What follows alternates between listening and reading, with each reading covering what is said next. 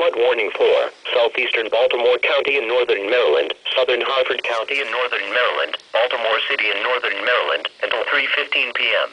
At 12:13 p.m., National Weather Service Doppler radar indicated flash flooding from thunderstorms over the warned area.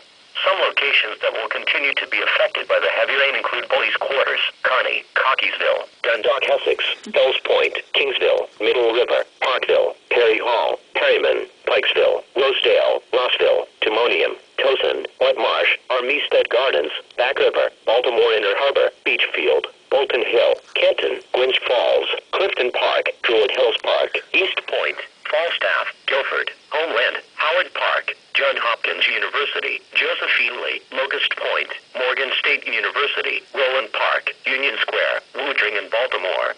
Radar indicates that 2 to 3 inches of rainfall has already occurred. Additional rainfall amounts of 1 to 2 inches are possible in the warned area.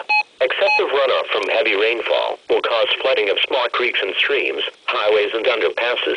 Additionally, areas along the banks of creeks, streams, and other low-lying areas are subject to flooding.